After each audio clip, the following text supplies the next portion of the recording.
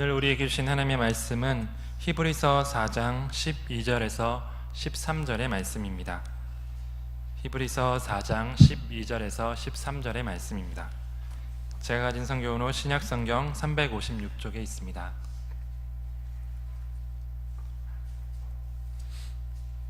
다 찾으셨으면 한 목소리로 봉독하겠습니다. 하나님의 말씀은 살아있고 활력이 있어 좌우에 날선 어떤 검보다도 예리하여 홍과 영과 및 관절과 골수를 찔러 쪼개기까지 하며 또 마음의 생각과 뜻을 판단하나니 지으신 것이 하나도 그 앞에 나타나지 않음이 없고 우리의 결산을 받으실 이의 눈앞에 만물이 벌거벗은 것 같이 드러나느니라. 아멘. 담임 목사님께서 말씀의 능력이라는 제목으로 말씀 선포해 주시겠습니다. 할렐루야. 어떤 분이 성경을 읽으면서 자꾸 이런 생각이 들었대요. 왜 하나님께서는 남자부터 창조하고 여자를 나중에 창조했을까?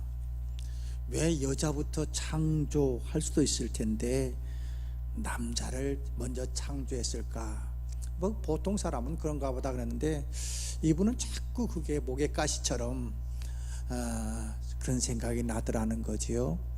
그래서 조용히 묵상하는데 속에서부터 이런 생각이, 이런 응답 비슷한 것이 오더라는 겁니다. 얘야, 만약 여자부터 창조하고 남자를 창조했으면 그 창조하는 것을 보면서 여자가 얼마나 잔소리가 많았겠냐, 뭐 그랬다고 하는 이야기가 있어요.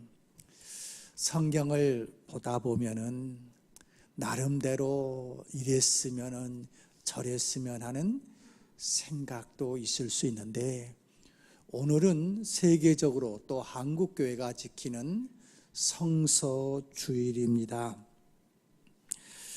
이 성서주일, 성경이 우리 손에까지 들어오는 데는 여러 가지 파란만장한 그 절차를 거쳐갖고 우리가 지금 성경을 보게 되는 것이지요. 이 성경은 지금까지 원본은 발견되지를 못했습니다. 그저 사본, 양가죽 또는 파피루스에서는 사본이 발견되었고, 이것이 이렇게 사람들 손에서 이제 적어서 전달하다가 1450년 요한 구텐베르크가 이제 인쇄기를 발명하면서부터 성경이 다량으로 이제 우리 손에 이렇게 오게 되었습니다. 특별히 우리나라는 축복받은 나라지요. 다른 나라들은 선교사가 이제 그 지역으로 가가지고 언어를 배워가지고 번역을 했는데, 우리나라는 선교사가 우리나라 들어오기 전에 이미 성경을 번역했습니다. 만주에서 1882년 로스 맥켄타이어 선교사가 서상윤, 이응찬, 백홍준의 도움을 받아서 누가복음을 번역을 했고, 또 1884년에는 일본에서 이수정이라는 사람이 개인적으로 마가복음을 번역했습니다. 그래서 1885년 우리나라에 처음 들어온 언더우드 아펜셀러가 이수정이 번역한 마가복음을 들고 왔다는 이야기가 있습니다. 아무튼 그 후 성경 번역의 필요성을 느낀 선교사들이 1887년 한국성서위원회를 조직해서 이제 본격적으로 성경 번역 작업이 들어가서 1900년 5월에 신약 성경이 번역이 완료되었고, 10년 뒤인 1910년에 구약 성경이 이제 완전히 번역되었습니다. 그리고 1911년에 신구약 성경이 우리가 지금 가지고 다니도록 이렇게 합본이 되었지요. 세계 언어는 약 6,000개 정도가 된다고 합니다. 그 중에 성경이 번역된 언어는 한 2,200개도로서 아직도 이제 그 성경이 번역되지 않아서 읽지 못한 사람들이 많은데, 우리는 특별히 성경이 우리 손에 들어오기까지 남의 손에 의해서가 아니라 우리나라 사람이 먼저 번역한 것을 선교사들이 들고 오는 그런 다른 민족에서는 보기 힘든 이 성경이 전달 과정이 있었습니다. 아무튼 성경은 하나님께서 40여 명의 사람들, 다양한 사람들을 통해서 감동을 두게서 썼습니다마는 그 원저자는 하나님이시지요. 그래서 디모데후서 3장 16절에서 모든 성경은 하나님의 감동으로 된 것이라고 기록하고 있습니다. 사람이 그 직업도 다양하고 연대도 아주 넓게 퍼져 있었지만은 그 40여 명이 쓴 것은 전적으로 성령의 감동을 통해서 그 사람들이 쓰임 받았을 뿐이지, 그 뭐 베드로라든지 바울이라든지 뭐 그 외에 모세라든지 그런 사람들이 직접 자기 생각을 쓴 게 아니고 성령의 감동을 통해서 썼다. 디모데후서 1장 21절에도 예언은 언제든지 사람의 뜻으로 낸 것이 아니요 오직 성령의 감동하심을 받은 사람들이 하나님께 받아 말한 것이다. 하나님께 받아 말한 것 뭐요? 성령의 감동을 받은 사람이, 이것이 성경이라는 겁니다. 오늘 성서주의를 맞이해서 하나님이 주신 성경이 어떤 능력이 있는가 하는 것을 살펴보면서 은혜의 시간을 나누고자 합니다. 첫 번째로 하나님의 말씀은 살아 있습니다. 하나님의 말씀은 살아있음을 믿으시기를 주의 이름으로 축원합니다. 그래서 오늘 본문 12절에서 이렇게 말하고 있어요. 하나님의 말씀은 살아있고 활력이 있어. 하나님의 말씀은 살아있고 활력이 있어 라고 이야기하고 있습니다. 성경은 하나님이 살아 계시기 때문에 살아있는 말씀으로 이 성경이 사람을 살리고 변화시키는 능력의 말씀이라고 말합니다. 그래서 베드로가 주여 영생의 말씀이 주께 있사오니 우리가 누구에게 가오리까 라고 고백했고, 베드로전서 1장 23절에서는 너희가 거듭난 것은 썩어질 씨로 된 것이 아니요 썩지 아니할 씨로 된 것이라고 이야기하고 있습니다. 그러면서 살아있고 항상 있는 하나님의 말씀으로 되었다라고 이야기합니다. 어느 우리나라의 유명한 사람 중에서 김믹두라고 하는 사람 아실 겁니다.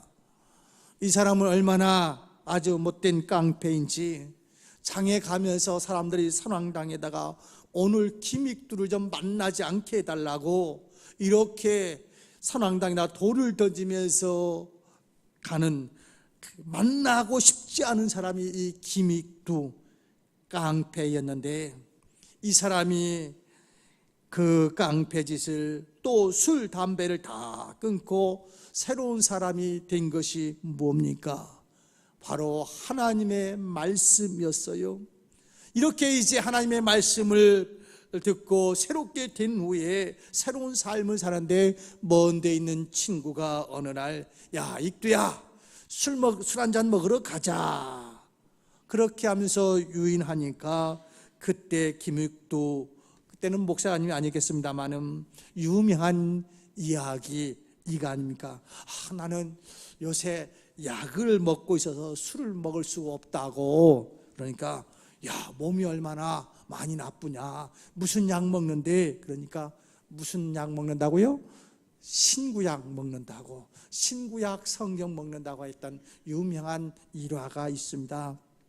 여러분, 습관은 사람을 옥매여 술을 끊지 못하게 하고, 알코올 중독자는 내가 이렇게 여기서부터 해방돼야 되는데 그게 안 되고, 방탕한 사람 마음속으로는 집에 들어올 때는 내가 이래서는 안 되는데 담배 중독, 또 뭐 여러 가지 도박 중독, 이런 것들 안 되는데, 하나님의 말씀은 살아 있어서 사람의 마음을 변화시킬 수 있는 놀라운 힘이 있다는 거예요.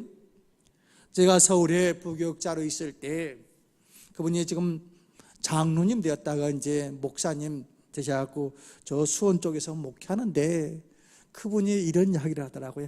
없어, 둘이서 웃으면서 하는 이야기가, 여름에 이제 수련회가 있는데, 한 사람은 부감이고 한 사람은 이제 선생님인데, 아이들 선생님으로 하여튼 수련회 장소 같이 갔는데, 담배 피우고 싶은 마음이 얼마나 강한지 도무지 참을 수 없어갖고, 이제 물사역, 내가 물 들어간다고 하고서는 이제 빠져나와가지고, 야, 아무도 안 본다고서 한 대 푹 피고 있는데, 선생님도 그 부감 말고 그냥 선생님 다른 사람도 와서 몰래 피고 있는데, 저기서 담배 냄새가 푸럭푸럭 나더라는 거죠. 그래서 누군가 가서 보니까 누구요? 부감, 자기는 선생이고. 사람들이 죄 짓는 사람들 같이 만나면 재밌거든요. 야, 둘이 껄껄 웃으면서. 그래서 이제 한 대 쭉 빨고 왔대요. 그러면서 그때 그랬는데 장로님이 되었다고. 내가 아이들 앞에서 담배 끊어야 되는데 안 됐는데, 어느 날 하나님께서 말씀을 통해서 살아있는 말씀이 변화시키니까 그저 끊으려고 노력한 것이 아니라 자연적으로 그 담배가 싫어지고 연기가 싫어지고 피고 싶은 마음도 없어졌고 당신이 끊었다고 하는 이야기를 하더라고요. 이렇게 살아있는 하나님의 말씀, 지금도 살아있는 말씀, 특별히 18세기에 이런 분이 있었어요. 유명한 시인 윌리엄 쿠퍼라고 하는 사람이 있었는데, 이 사람은 우울증으로 시달리다가 어느 날 아편을 먹고 템즈강에 가서 이제 물에 빠져 죽어야겠다 생각하고 마차를 타고 갔대요. 1시간 동안 열심히 갔는데 너무 안개가 짙어가지고, 야, 이거 도저히 이거 갖고는 갈 수 없겠구나 하고서 내려서 보니까 자기 집 앞에 들어있는 거예요. 그래서 자기 집에 들어가서 안 되겠구나 생각하고 칼 가지고 이제 자결하려고 그랬는데, 칼을 찾았지만 칼이 부러졌더라는 거지요. 그래서 할 수 없이 이제 목을 매가지고 죽어야겠다 하고서 이제 목을 맸습니다. 의식을 잃었지만 줄이 끊어져 갖고 살아나 이제 방에서 눈을 이렇게 떠보니까 성경책 하나가 있더라는 거지요. 그래서 성경책을 딱 펴니까 로마서 8장 1절이 눈에 보이더라는 겁니다. 그리스도 예수 안에 있는 자는 정죄함이 없다. 이 말씀을 읽고 하나님, 살아계신 하나님이 이 쿠퍼의 마음을 변화시켜 가지고 그가 쓴 찬송가가 샘물과 같은 보혈은 주님의 피로다. 보혈의 죄를 씻으면 정하게 되겠네, 정하게 되겠네. 이 찬송이 자살하려고 하다가 그저 강에서 뛰어내리려고, 칼로 자결하려고, 목을 매려고 죽으려고 하던 우울증을 하나님께서 한 번에 살아계신 하나님이 고쳐주시고, 난 그 은혜가 너무 감사해서 쓴 찬송가가 바로 샘물과 같은 보혈, 이 찬송이라고 해요. 그렇습니다. 하나님의 말씀은 지금도 살아 계십니다. 두 번째는 이 하나님의 말씀은 아주 놀라운 능력과 힘이 있는 말씀이에요. 12절 하나님의 말씀은 살아있고 활력이 있다고 말씀하셨는데, 전에 성경은 운동력, 능력이 있다고 말씀했습니다. 여러분, 하나님의 말씀은 능력이 있기 때문에 하나님의 말씀은 온 우주와 지구, 짐승, 새, 고기, 나무 모든 것을 하나님의 말씀으로 창조하셨습니다. 그리고 하나님의 아들 예수님이 말씀으로 죽은 자를 살리시고, 말씀으로 병자를 고치시고, 말씀으로 풍랑을 잔잔케 했습니다. 이것은 옛날뿐만 아니에요. 지금도 하나님의 말씀은 역사하셔요. 아마 여기에서 같이 이렇게 그 현장에 있었던 분들 계실 겁니다. 처음에 우리 교회 초창기에 어떤 분이 귀신이 들렸는데 뭐 어떻게 합니까? 귀신 들린 사람. 그 사람 앞에서 하나님의 말씀을 읽으니까 귀신이 그저 방울 막 빙글빙글 돌면서 막 뜨거워가지고 어쩔 줄을 모르는 그 현장 보신 분들이 계실 겁니다. 지금도 하나님의 말씀, 나사렛 예수의 이름으로 물러가라. 이 더러운 귀신아 물러가라. 하나님의 말씀이 전해질 때 귀신도 벌벌 떨 수밖에 없는,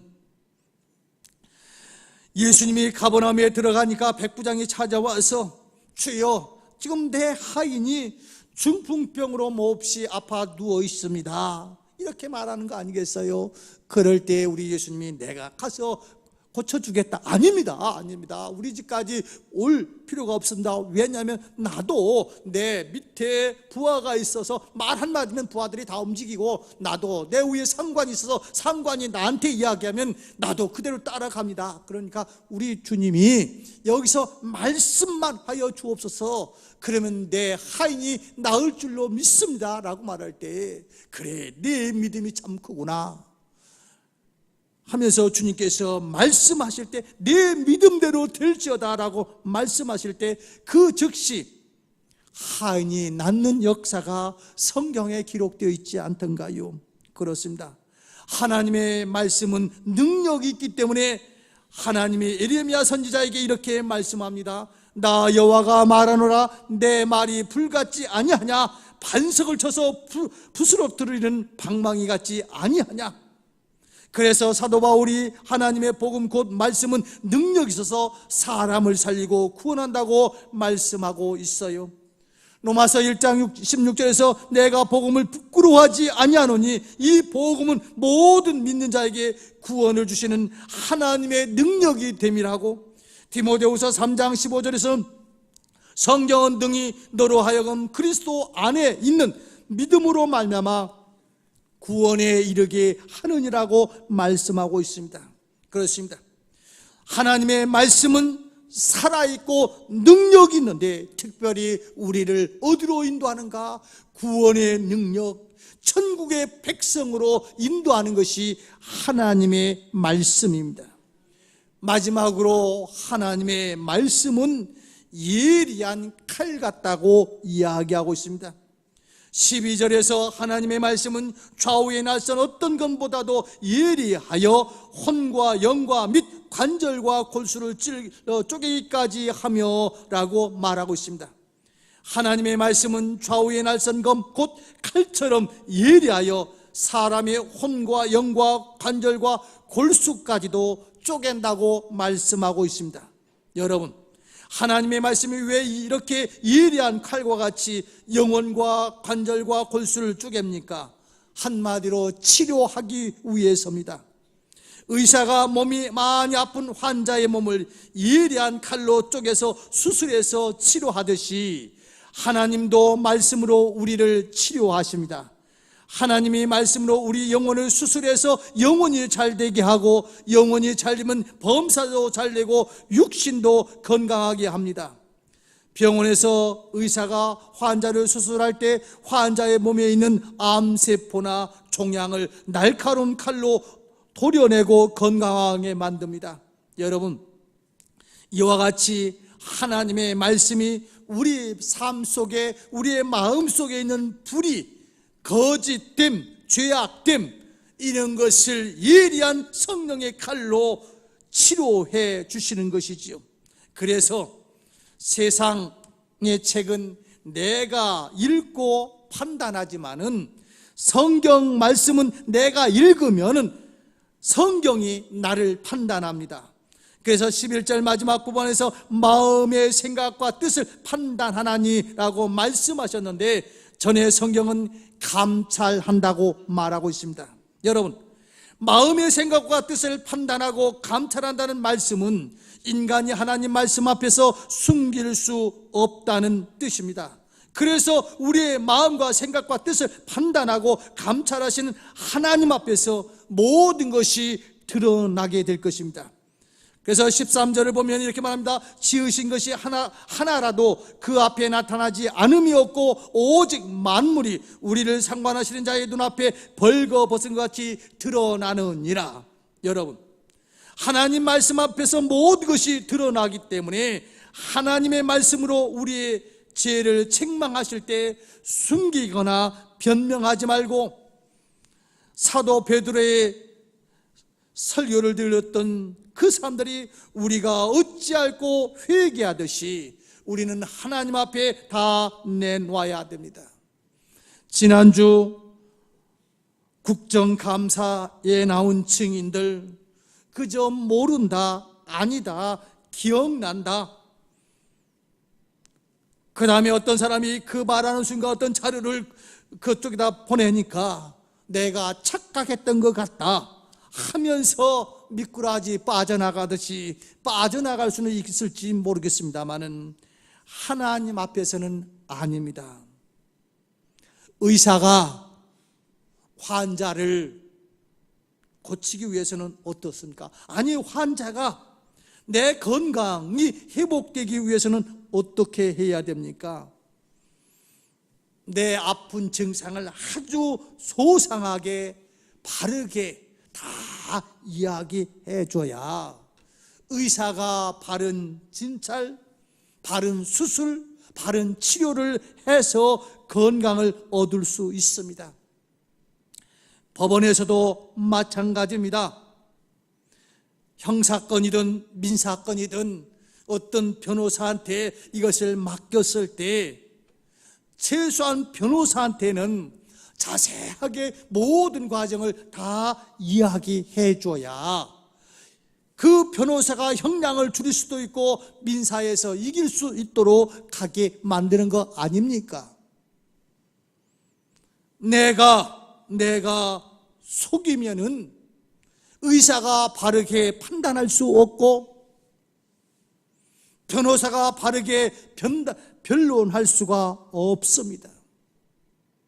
그런데 하나님의 말씀은 그동안은 내가 적당히 모른다, 기억 안 납니다 라고 살면 된다고 생각하고 그게 처세술이라고 생각했는데, 하나님의 말씀을 읽다 보니까 하나님 앞에서 벌거벗듯이 내 모습이 다 드러나는데 이렇게 살면 안 되지, 하나님 이렇게 살지 않겠습니다 하고 회개하는 역사가 일어나는 것이 하나님의 말씀을 읽을 때입니다. 16절에 보면 그러므로 우리가 긍휼하심을 받고 때를 따라 돕는 은혜를 얻기 위하여 은혜의 보호자 앞에 담대히 나갈 것이니라. 하나님의 말씀을 읽다 보면은 어떤 힘을 얻느냐면, 하나님은 그럼에도 불구하고 용서하시는 하나님. 옛날에는 그렇게 생각을 했습니다. 발견 안 되면은 죄가 아니라고 생각을 했어요. 그래서 어떻게 보든지 우기려고 합니다. 오늘 우리 남선교회 남자들끼리 서로 만날 기회가 없어가지고 오늘 서로 상견례 같이 한번 볼링을 하는데, 볼링 할 때 보면은 규칙이 아주 다양하잖아요.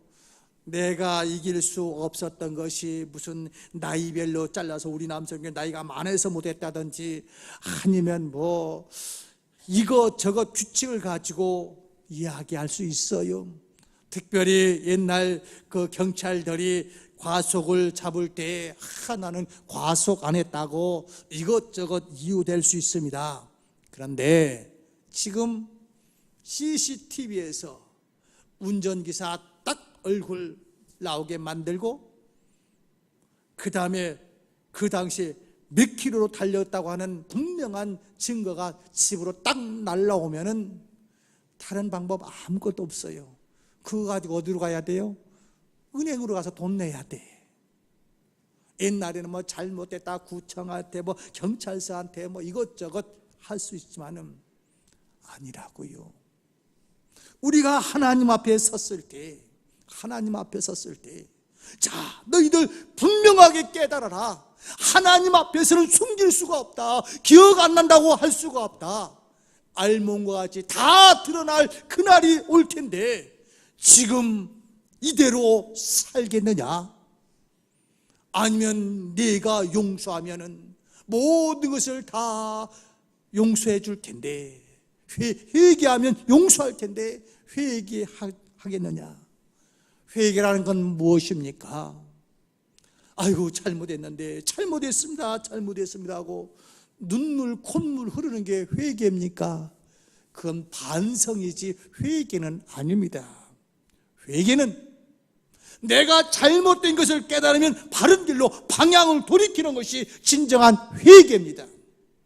방향을 돌이키지 않냐면 1년 후에도 반성했고 2년 후에도 반성하고 새로운 길을 갈 수 없어요. 그런데 새로운 방향으로 갈 수 있도록 만드시는 분이 누구인가?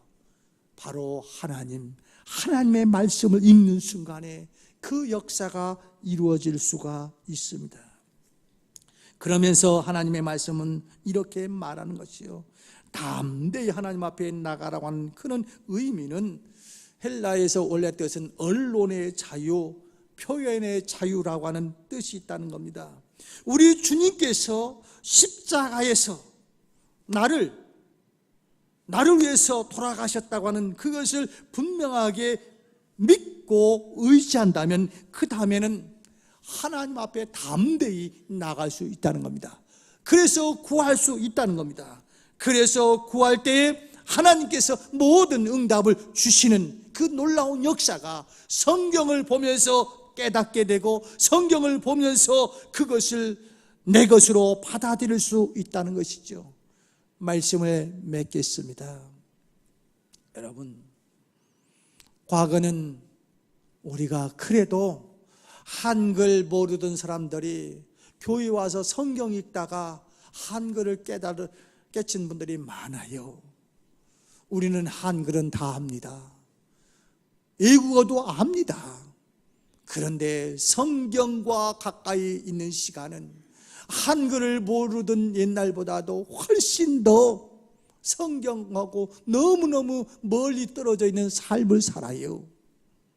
교회에서도 과거는 1년에 적어도 한두 번은 성경 암송대회도 있었고, 그 다음에 구역이라든지 어디에서 많이 읽은 사람들 그에 대한 칭찬도 있고 격려도 있고, 또 사람들 스스로도 내가 하나님의 말씀을 읽어야 된다고 일어나서 성경 한 구절, 주무실 때 성경 한 구절, 그러면서 성경이 항상 내 품 안에서, 내 눈 가까운 데서, 내 손 잡기 쉬운 곳에서 있단 말이에요. 그런데 지금은 그런 것이 너무 멀어지는 것 같아요. 그래서 얼마나 성경을 보지 않으면은 총에서 이거 다 치워버리자고. 왜요? 여기서 찬송가 띄우고 성경 띄우니까 성경 찬송가를 안 갖고 다니는 거예요.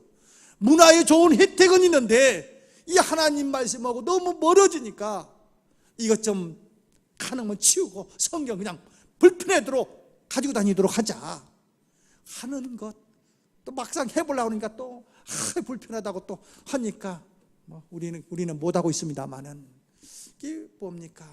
성경, 하나님의 말씀, 많이는 못 읽는다 할지라도 하루에 한 절이라도, 하루에 한 장이라도 조그만 물이 뚝뚝 떨어져서 돌을 파이게 만들듯이, 이슬비가 옷을 젖게 하듯이 하나님의 말씀이 나의 말씀으로 받아들이는 것이 어느 순간 되는 것이 아니라, 하나님의 말씀을 읽을 때 그 속에서 어느 날 성령의 감동을 통하여서 이거구나 하는 것을 깨닫게 만들어 주실 것입니다. 이 하나님의 말씀은 우리의 축복, 풍성한 삶을 사는 일에도 이 성경에 다 있고, 구원의 길도 이 성경에 다 있고, 인간관계에서 어떻게 살아야 될 것인지, 또 천국은 어떻게 준비해야 될 것인지 이 성경에 다 있습니다. 여러분들, 오늘 성서주일인데 성경하고 가까이 지내고 친해지는 신앙인의 모습들이 다시 회복되시기를 주의 이름으로 축원합니다. 기도하겠습니다. 하나님 아버지, 하나님의 말씀, 우리에게 주신 귀한 말씀인데 마치 공기가 없으면 1분도 우리가 살 수 없는데 공기에 대한 감사를 못 느끼면서 살듯이 하나님의 귀한 이 말씀의 귀함을 모르면서 저희들이 성경과 너무 멀리했던 것을 회개하오니 용서하여 주옵소서. 하나님의 말씀과 가까이 삶을 사는 우리의 삶이 되게 하여 주옵소서. 예수님의 이름으로 기도드리옵나이다. 아멘.